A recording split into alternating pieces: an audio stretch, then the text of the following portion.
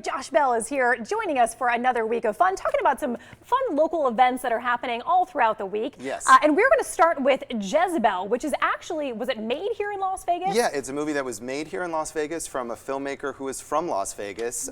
Numa Perrier is her name. She wrote and directed and co-stars in this film, which was a big movie on the festival circuit. For a while it was at the South by Southwest Festival last year, which is a major film festival. Got a lot of really positive reviews. It's about a cam girl in Las Vegas and her relationship with her sister.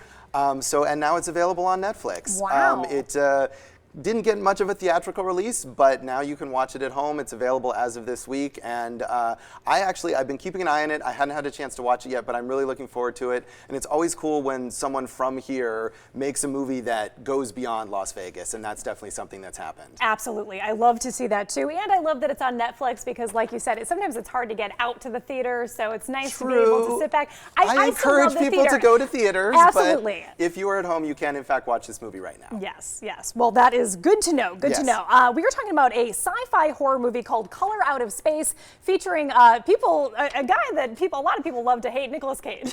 Nicolas Cage he's always something. He's always definitely something. I think the best Nicolas Cage movies are the craziest, when he can really go over the top. And this is a new film. It's based on an H.P. Lovecraft story, so it's got a lot of weird horror in it. It's another movie that was a lot of festivals and did really well. It's going to be on VOD next month, but speaking of going to theaters, if you want to catch it, there's a one-time only theatrical showing on the 22nd in a few local theaters.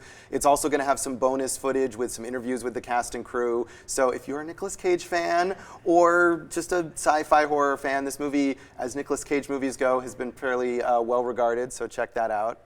I feel like he's one that it's always an entertaining flick, whether it's like entertaining in sort of a bad way. Yeah, sometimes it's not entertaining in the way you hope it would be. But this, I think, hopefully, I haven't seen it yet, but will be on the more genuine entertainment level. Good. I like see. that. I like the prediction there, and Thank you. always a conversation starter.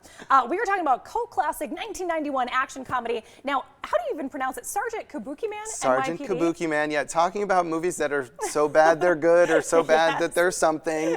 This is Troma Entertainment, who are known for the Toxic Avenger movies and a lot of really low-budget, weird horror comedy stuff. So they're bringing Sgt Kabukiman to Eclipse Theaters here.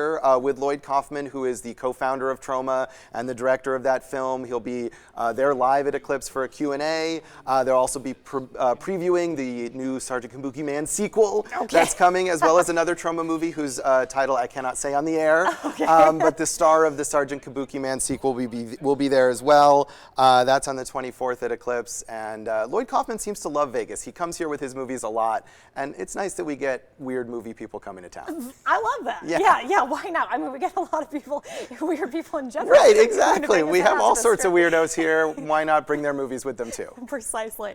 All right, moving on to, so that's happening on Friday. This is happening on Saturday, a Latino animator convention, right, or a festival? Yeah, it's a Latino Animation Festival. It's put on by the Latin Comics Expo, which is a convention from LA, but they're bringing this festival to Vegas for the first time, showcasing animated short films from Latino directors and about Latino culture. And this is going to be at the Maya Cinemas on January 25th at 7 p.m. They'll also have some comics vendors, so it's sort of a combined film festival, Comic-Con thing. You can go see the movies and maybe check out some independent comics as well. $20 for all of that. And Maya Cinemas is a great local venue that really does a lot of specialty programming, and it's a cool thing that we have here in town since it's been open. It's a very cool thing. Yeah. And it just opened, what was it, last year? Yeah, it's not been open that long, but they've been doing a lot in terms of festival stuff, and they're the place to go to see Netflix movies, for example, and they really do more than just show blockbusters there. Okay, well that is pretty cool, and we need to support them, absolutely. Yes.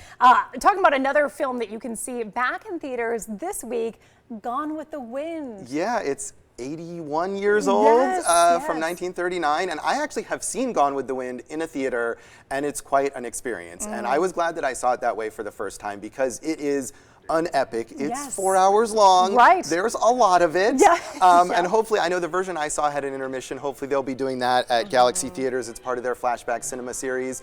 You know, you need a little break, but it's nice to just be enveloped in it rather than watching it at home and pausing it all the time and getting up and making dinner or whatever. It's a sweeping epic. Clark Gable, Vivian Leigh, the whole Civil War story. Parts of it are maybe are definitely dated. You just kind of have to roll with that stuff, but there's amazing acting, the way it looks. It's an experience that you should have if you're a film fan, and Galaxy Theaters is giving people the chance to have that. I was going to say, you don't want to be distracted when you're watching Gone with the Wind. Right, it's hard enough to watch any kind of movie these days, especially at home, without all the distractions. So it's great to have something like that in a theater and allow you to have the experience sort of something like what people had when it was released initially. Exactly. So 4 hours, grab the neck pillow, grab the popcorn, maybe There some you other go. snacks, healthy snacks too. Yes. Josh Bell, thank you so much for joining us. Thanks for having me. All right, more news and weather coming up after the break. Stay with us.